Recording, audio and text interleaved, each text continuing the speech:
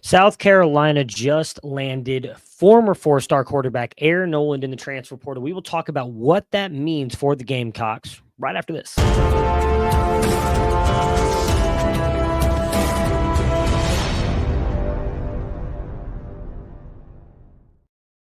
If you like what we are doing here at Campus to Canton, please consider hitting that like and subscribe button so we can continue to spread the good word of college fantasy football all around the world. Make sure to turn that bell icon on as well, as we will be dropping videos every single day through the month of January to keep you guys engaged, informed, and entertained about the college fantasy football game. We appreciate and love all of your guys' support. We are trying to get to 4,000 subs by the end of January, so we are counting on you guys to help us make that happen. All right, let's talk about Air Noland, former Ohio State quarterback, listed at 6'2", 195 out of Langston Hughes. Where were they at? In Georgia. It was a sort of a lower level of competition, but he still played fairly well for them. He also played basketball there, and he was listed for the most part as a top 12 recruit. Not for the most part, was listed as a top 12 quarterback recruit through all four of the recruiting services. On3 had him at QB 11. They were the lowest on him. 24/7 Sports had him at 7, and ESPN and Rivals both had him as their QB 3. A very, very good quarterback. I really liked his profile coming out of high school. He had an incredibly impressive season at Langston Hughes as a junior, where he threw for 4,095 passing yards and 55 touchdowns. He would go on to win the 6A state title for them and broke Georgia's record for the most points scored in a season with 792. On top of that, he had overall some decent seasons. He did take a pretty decent step back his senior season, though, passing for just 2,140 yards with a 66% completion percentage. He had a 73% completion percentage as a junior. He added 22 touchdowns and 9 interceptions. It was a 55-4 in his junior season.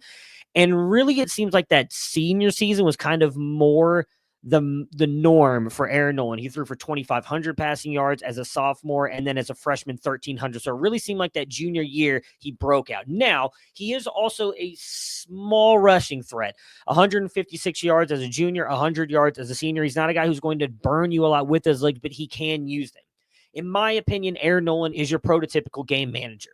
He knows, and he is, I should acknowledge as well, a left-handed quarterback. You know, some people dislike that. We got to throw it out there. In my opinion, he thrives in the pocket, though.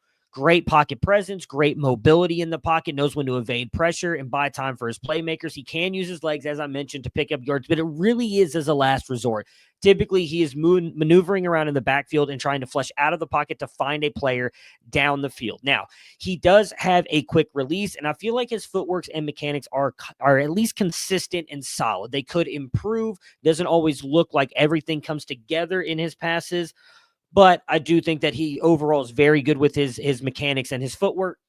And he can layer throws, which is impressive, right? You want to see him layer those throws over the linebackers in the middle of the field, and deep down the field, he can kind of lay it in there for his wide receivers to go get it and can challenge all three levels of the field. Now, what I will say is he does lose some of that velocity the deeper down the field we are talking about him throwing the ball. We have him coming in at a 52 velo. So for those of you who watch a lot of college football, the players that you can compare that to is a Jimmy Clausen and a JT Barrett. So in the short and intermediate areas, I don't feel like he loses a lot of that velo, and he's, again, extremely accurate. But the deeper down the field he goes, he kind of loses that zip a little bit. He doesn't have the strongest arm in college football. In fact, typically anything over 59 to 60 is considered elite. 55 is about the middle range, and below than that is starting to get to like lower and average.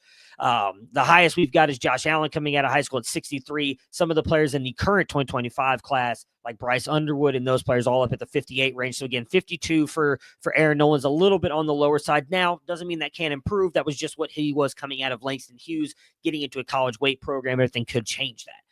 Why I'm intrigued about him going to South Carolina. We know he's going to sit for a year in that system and learn behind Lenore Sellers. I mean, Lenore Sellers is arguably the best quarterback in all of college football. He's not going anywhere, but I do think after the 2025 season is likely going in to the NFL and could possibly be the number 1 overall pick. I do think at that point, Aaron Noland could step in and be the guy for a year or two. Obviously, he has all 4 years. He could redshirt this year if he wanted to, And so he has all 4 years of eligibility going into next year. So he could be a 3-year starter for South Carolina if he wanted to. Right now, they only have Dante Reno and Luke Doty on the roster. I would believe that will end up competing with him. I think Air Noland's better than both of them, to be honest with you. And they are bringing in 2 4-star wide receivers in the 2025 class that are at least intriguing, and 4-star Malik Carr and 4-star Lex Cyrus that could be playing along with Air Noland. They also have Vandarivius Jacobs, Mazeo Bennett, and CJ Abrams all on the roster right now who have multiple years of eligibility.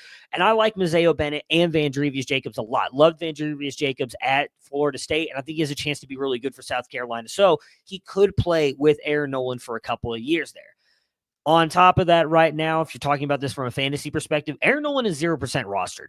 So he is a guy that I'm 100% willing to take a bet on late in my freshman supplemental drafts as they kick off next year as the successor to Lenora Sellers. Now, again, he's not going to bring you the rushing and just explosive upside that Lenora Sellers does, but because I think he's such a good game manager, he just runs the offense. He does a good job, in my opinion, as well. I don't know, I mentioned this earlier, as I mentioned, layering those passes, but also throwing anticipatory passes, right? Like leading his wide receivers, throwing them open. Aaron Noland is just an all-around good quarterback. I think he can thrive here, especially if South Carolina continues to improve that offensive line. I think they got a really good 4-star quarterback and could be a guy that, again, kind of keeps the momentum building for South Carolina. They should have been in the playoffs this year with Lenora Sellers. I think they'll be in there next year, and I think Aaron Noland can keep that trend going. What do you guys think, though, about the Gamecocks landing Air Noland here for South Carolina? Do you think he's going to be good? Are you guys worried about it? Let me know down in the comments. We'll talk to you guys again soon.